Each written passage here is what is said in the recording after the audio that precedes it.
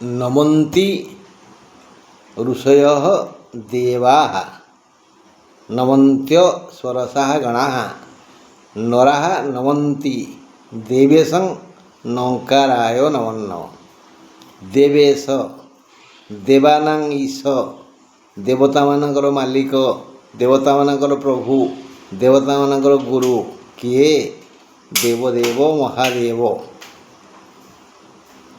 नमन्त्य स्परसा गणा नरा नमन्ति देवेशं देवेशं को नमस्कार करुचंती समस्ते ऋषि देवता मनुष्य नाग समस्ते नमन्ति ऋषयो देवा जांकु ऋषि माने नमस्कार करुचंती देवता नमस्कार करुचंती अप्सरा नमस्कार करुचंती किन्नर नमस्कार करुचंती नर नमस्कार करुचंती नाग नमस्कार करुचंती आमे तो नमस्कार करवानी। ओम नमः शिवाय। बंधु आमे आजी शुक्रवारे रहीचे कहिबा शनिवार को नहीं ये संक्रांति गला विषुव संक्रांति को ग्रह कौठी गले मेषरे थिले शुक्र गले रवि माने मेषरे एबे रवि आउ शुक्र वृषरे कहीं नहांती मिथुन रे बृहस्पति कर्कट रे कहीं नहांती सिंह रे केतु तापर आउ कोट कहीं नहांती सीधा पळेवा कुंभ बाकू कुंभ रे राहु मीनरे थिले शनि सेठाको गले मंगल आ बुध ये हैला ग्रह स्थिति हेले चलचंचल ग्रह हेले किए चंद्र सी ए मीनरू पड़े गले मेष को वर्तमान आजी पाई मेषरे अछंती किए रवि चंद्र आ शुक्र यही ग्रहावली विधातांकर दूत विधि विधान विचित्र बी बी बी ग्रहंक माध्यम रे से ये प्राणी जगत को विशेषकर आम मान को उठ बस कराउछंती सबू थाई किछि नथिला बड़ी बोधे होउची बेले बेले किछि न थाई बेले बेले बोधे होउची मोठू भाग्यवान कहीं नहीं। हाँ बंधु आमे आलोचना करिबा मेष राशि कथा हेले प्रथमे देखिबा सूर्योदय हेले 5:28 परे सूर्य अस्त हेबे 6:04 परे आउ मंद समय केते बळे परे कहबी। वर्तमान आलोचना करिबा मेष राशि कथा एप्रिल 18 तारीख शनिवार मेष राशि द्विजा नक्षत्र दिन 9:42 ठारू अशुभ हेले दिनटी बढ़िया भल आय हेब मात्र घात चंद्र जेणु घात चंद्र तेणु सावधान रक्तपात केउठी भी हेब मानसिक आघात पाइबे मनरू शांति दूरेई जीव धन कथा तो आम आलोचना कले बढ़िया दिन धन आसीबो भल आय हेबो आय रोजगार पाई बाधा बंधन नहीं केवल सदिच्छा और चेष्टा कले माने कर्म यथानुसारे कर्म कले आय रोजगार पाई बाधा बंधन नहीं तेणु कर्म चंचल रहिले मंगल हेबो धनागम हेला भलिया धन आव धन आसिला भलिया आसीबो श्रावणर वर्षा भली धन आसीबो आजी मेष राशि पाखु जदि सेमाने सदिच्छा अमल पाई इच्छा प्रकाश करिवे कठिन परिश्रम करिवे बुद्धि विद्यार विनियोग करिवे खाली कहीदेले हबनी धन आजी आसिला भली आसीबो दैनिक जीवन धारा सुखमय हेबो किछि उपहार मिलिबो ନୂତନ ଆୟପନ୍ଥା ବି ଖୋଲିଯିବ। ଏଣୁ ମେଷ ରାଶିର ଭାଇ ବନ୍ଧୁ କୁଟୁମ୍ବ, ଆପଣା ଶିଙ୍ଗରେ ମାଟି ତାଡ଼ନ୍ତୁ ନା, ବଢ଼ିଆ ଫସଲ ହେବ। ବୃଷ ରାଶି, ଏପ୍ରିଲ 18 ତାରିଖ, ବୃଷ ରାଶି, ମୃଗଶିରା ନକ୍ଷତ୍ରର, ଦିନ 9ଟା 42 ଠାରୁ ଅଶୁଭ। ଆଜି ବୃଷର ଘାତ ବାର, ଅଶାନ୍ତି ମାଡ଼ି ଆସୁଛି। ଯଥା କ'ଣ କ'ଣ ଅଶାନ୍ତି ନା, ବୃଥା ବହୁତ ଖର୍ଚ୍ଚ ହେବ, ଦେହ ଅସୁସ୍ଥ ହେବ, ମାନହାନି ଭୟ ଅଛି, ପ୍ରିୟ ଲୋକ ହାତ ଛାଡ଼ି ଚାଲିଯିବେ, ଦୂରଯାତ୍ରା ନ କଲେ ଭଲ, ଯଦି ଦୂରଯାତ୍ରା କରିବେ ତେବେ ହଇରାଣ ହେବେ, ଖାଦ୍ୟ ଓ ବ୍ୟବହାର ରୁଚିକର ହେବନି। ଏଣୁ ମହାମନ୍ତ୍ର ଜପନ୍ତୁ। ସେ ମନ୍ତ୍ର କ'ଣ? ହରେ କୃଷ୍ଣ କୃଷ୍ଣ କୃଷ୍ଣ ହରେ ହରେ, ହରେ ରାମ ରାମ ରାମ ହରେ ହରେ। ଏମ୍ ଜପୁଥାନ୍ତୁ। ମିଥୁନ କଥା, ଏପ୍ରିଲ 18 ତାରିଖ, ମିଥୁନ ରାଶି, ପୁନର୍ବସୁ ନକ୍ଷତ୍ରର, ଦିନ 9ଟା 42ରୁ ଅଶୁଭ ଆସିବ। ସୁଖ ପ୍ରାପ୍ତି ଦିନ ଆଜି ଭଲ ଦିନ ମିଥୁନ ପାଇଁ। ସୁଖ ପ୍ରାପ୍ତି ଦିନ, ଯାତ୍ରା ଶୁଭ ହେବ, ଆୟ ଅମଳ ପାଇଁ ଦିନଟି ପ୍ରଶସ୍ତ। ଯଦି ସଦିଚ୍ଛା ପ୍ରକାଶ କରି କାୟ ମନୋବାକ୍ୟରେ କର୍ମତତ୍ପର ରହିବେ ତେବେ ମହାଲକ୍ଷ୍ମୀ ଦୟା କରିବେ। ଚେଷ୍ଟା ଅବ୍ୟାହତ ରଖନ୍ତୁ। ଆପଣଙ୍କୁ କୌଳିକ, ମୌଳିକ, ଦୈହିକ, ଆର୍ଥିକ ସୁଖ ମିଳିବ। ଯଥେଷ୍ଟ ବେଶୀ ଧନାଗାମ ହେବ। ଆପାଦ ମସ୍ତକରେ ମଙ୍ଗଳ ହେବ। ମାନେ କ'ଣ? ଦେହ ପୁରା ସୁସ୍ଥ ରହିବ। ଆପାଦ ମସ୍ତକ, ପାଦଠାରୁ ମୁଣ୍ଡ ପର୍ଯ୍ୟନ୍ତ। ଆପାଦ ମସ୍ତକ, ପାଦରେ ଗୋଡ଼ି ଫୁଟିବନି କି ମୁଣ୍ଡରେ ଉକୁଣି କାମୁଡ଼ିବନି। ସମସ୍ତ ଗ୍ରହ କଲ୍ୟାଣ କରିବେ। କର୍କଟ କଥା, ଏପ୍ରିଲ 18 ତାରିଖ, କର୍କଟ ରାଶି, ଅଶ୍ଳେଷା ନକ୍ଷତ୍ରର, ଦିନ 9ଟା 42 ଠାରୁ ଅଶୁଭ। ଦୁଃଖ ପ୍ରାପ୍ତି ଅଛି, ତଥାପି କର୍ମ ନ କଲେ କିଏ ତାକୁ ସହାୟ ହେବ? ଆଜି ସୁଖ ପ୍ରାପ୍ତି, ଦୁଃଖ ନାହିଁ ମ, ଦୁଃଖ ଟିକେ ଟିକେ ଅଛି, ସୁଖ ପ୍ରାପ୍ତି ଅଛି। ଗୋଟେ କଥା ନାହିଁ, କର୍ମ ନ କରେ ଯିଏ ତାକୁ ପଚାରେ କିଏ? ଶ୍ରୀମଦ୍ ଭଗବତ ଗୀତାରେ କୁହାଯାଇନି କର୍ମଣ୍ୟେବାଧିକାରସ୍ତେ? ଭାଗବତରେ କୁହାଯାଇନି କର୍ମ କରିବ ନାନା ମତେ, ଫଳିବ କର୍ମର ଆୟତେ। ହେଲା। ତେଣୁ ଏପ୍ରିଲ 18 ତାରିଖ, କର୍କଟ ରାଶି, ଅଶ୍ଳେଷା ନକ୍ଷତ୍ରର, ଦିନ 9ଟା 42 ଠାରୁ ଅଶୁଭ। ସୁଖ ପ୍ରାପ୍ତି ଯୋଗ ଅଛି, ତଥାପି କର୍ମ ନ କରେ ଯିଏ ତାକୁ ପଚାରେ କିଏ? କର୍ମଣ୍ୟେବାଧିକାରସ୍ତେ ମା ଫଳେଷୁ କଦାଚନ, କର୍ମ କରିବ ନାନା ମତେ, ଫଳିବ କର୍ମର ଆୟତେ। କବି ଲେଖିଲେ, ମନୁଷ୍ୟ ଜୀବନ ନୁହଁ କେବଳ ବର୍ଷ ମାସ ଦିନ ଦଣ୍ଡ, କର୍ମେ ଯିଏ ନର କର୍ମ ଏକ ତାର, ଜୀବନର ମାନଦଣ୍ଡ। ଏଣୁ ଏକ ଶୁଭ ଦିନ କର୍କଟ ରାଶି ପାଇଁ ପହଞ୍ଚି ଯାଇଛି।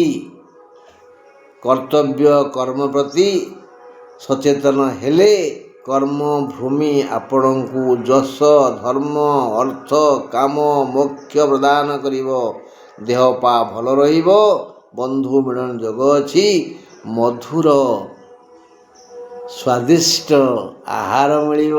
ଆହା କି ମଜା। ସିଂହ ରାଶି, ଏପ୍ରିଲ 18 ତାରିଖ, ସିଂହ ରାଶି, ପୂର୍ବ ଫାଲ୍ଗୁନ ନକ୍ଷତ୍ରର, ଦିନ 9ଟା 42 ଠାରୁ ଅଶୁଭ। ବନ୍ଧୁ ସାହାଯ୍ୟ ପାଇବେ। ଆଜି ଘାତ ବାର, ଏଣୁ ହୁସିଆର। ଭଲ ଦିନ ନୁହେଁ ସିଂହ ରାଶିର। ଅପମାନ ମିଳିପାରେ, ଏଣୁ ଜଗି ରଖି ଚଳାଚଳ କରନ୍ତୁ। କାହା ପାଖରେ ନେହୁରା ହୁଅନ୍ତୁ ନାହିଁ କି କାହାକୁ କିଛି ମାଗନ୍ତୁ ନାହିଁ। ସମ୍ମାନ ହାନି ହେବାର ଭୟ ଅଛି। ସ୍ୱାର୍ଥ ସାଧନ ପାଇଁ କିଛି ଲୋକ ଆସି ମୁଖ ପ୍ରଶଂସା କରିବେ। ଏଣୁ କୁହାଯାଏ, ଭଲ କରି ଚିହ୍ନି ରଖ ଭ୍ରାତାଙ୍କ ବଦନ। ଯଦି ଆଜି କେହି ମୁଖ ପ୍ରଶଂସା କଲା, ତମର ପ୍ରଶଂସା ତମ ଆଗରେ କଲା, ଜାଣ ସେ ତମଠୁ ଆଜି କିଛି ଲୁଟିବା ମୁଡ୍ରେ ଆସିଛି, ହରଣ କରିବ, ସାବଧାନ। କନ୍ୟା ରାଶି, ଏପ୍ରିଲ 18 ତାରିଖ, କନ୍ୟା ରାଶି, ଚିତ୍ରା ନକ୍ଷତ୍ରର ଦିନ 9ଟା 42 ଠାରୁ ଅଶୁଭ ଆରମ୍ଭ ହେବ। ଆଜି ଅସୁସ୍ଥତା ଲାଗି ରହିବ। ଆଜି ଘାତ ବାର ଦିନଟି କୌଣସି ପ୍ରକାରରେ ଭଲ ନୁହେଁ। ଶଯ୍ୟାଶାୟୀ ହୋଇପାରନ୍ତି। ଏତେ ଅସୁସ୍ଥ ହେବେ ଯେ ବାଧ୍ୟ ହୋଇ ବେଡ଼୍ରେ ଶୋଇବେ। ଶଯ୍ୟାଶାୟୀ ହୋଇପାରନ୍ତି। ଅସୁସ୍ଥତା ଭିତରେ ଦୁଃଖ ଆସିବ। ତଥାପି ତା ଭିତରେ କେହି କଜିଆ କରିବେ। ଯଦି ଭଲ ଲୋକ ଆପଣ ହେଇଥିବେ ସବୁ ଜୀର୍ଣ୍ଣ କରିଦେବେ। ଯଦି ମୋ ଭଳିଆ କଳହ ଲୋକ ହେଇଥିବେ ତାହେଲେ ତ କଣ୍ଟା ବାଡ଼ରେ ଲୁଗା ପକାଇ ଚିରିବେ ନା। ତେଣୁ ବାହାରକୁ ଯାଆନ୍ତୁନି। ଧକ୍କା ଭୟ ଅଛି। କୌଣସି କାର୍ଯ୍ୟର ସଫଳତା ମିଳିବନି। ହଇରାଣ ହେବେ। ଆୟ ଅମଳ କଥା ମିଛ। ତେଣୁ ସବୁକିଛି ସମସ୍ୟା କ୍ରମଶଃ ଆସିବ। ଆଜି କନ୍ୟା ରାଶିର ଅଧିପତି ହେଲେ ବୁଧ, ବାର ହେଲା ଶନି। ଏହି ସମସ୍ୟା ଗୁଡ଼ିକ ଟିକେ ଗର୍ଜନ ତର୍ଜନ କରି ଆସିବେ, କିନ୍ତୁ ବେଶୀ କିଛି କ୍ଷତିକାରକ ହେବନି। ଏପ୍ରିଲ 18 ତାରିଖ, ତୁଳା ରାଶି, ବିଶାଖା ନକ୍ଷତ୍ରର ଦିନ 9ଟା 42 ଠାରୁ ଅଶୁଭ। ଆଜି ଏକ ଆନନ୍ଦ ମୁଖର ଦିନ ତୁଳାରାଶି ପାଇଁ। ଶୁଭ ଦିନ। ଆୟ ଅମଳ ପାଇଁ ପ୍ରକୃଷ୍ଟ ଦିବସ। ସ୍ୱାସ୍ଥ୍ୟଗତ ସମସ୍ୟା ନାହିଁ। ଯଦି ଯଥାର୍ଥ ଶ୍ରମଦାନ କରି ମାନସିକ ଓ ଶାରୀରିକ ବା ଦୁଇ ପ୍ରକାର ଶ୍ରମ କରନ୍ତି, କେହି ମାନସିକ ଶ୍ରମ କରନ୍ତି, କେହି ଶାରୀରିକ ଶ୍ରମ କରନ୍ତି, କେହି ଉଭୟ ଶ୍ରମ କରନ୍ତି, ତେବେ କର୍ମ କ୍ଷେତ୍ରରୁ ମନଲାଖି ଧନ ପାଇବେ। ଆର୍ଥିକ ମାନଦଣ୍ଡ ସୁଦୃଢ଼ ହେବ। ଶାନ୍ତି ଅବ୍ୟାହତ ରହିବ। ଯିଏ ଯେଉଁ ଯୋଜନା ପାଇଁ ପୂର୍ବରୁ ଆଶା କରିଛନ୍ତି ଏଇଟା ମିଳନ୍ତା କି? ମିଳିବ, ଆଜି ମିଳିବ, ହଁ ମିଳିବ, ନିଶ୍ଚୟ ମିଳିବ। କିନ୍ତୁ ତା ପାଇଁ ଟିକେ ଚେଷ୍ଟା ଦରକାର ନା। ସାମାଜିକ ଲୌକିକ ପ୍ରଭାବ ଆଜି ବଢ଼ିବ। ସବୁ ଦିଗରୁ ଭଲ ଅଛି। ସବୁ କାମରେ ଚେଷ୍ଟା କରନ୍ତୁ। ଆଳସ୍ୟ ପରମଃ ଶତ୍ରୁ।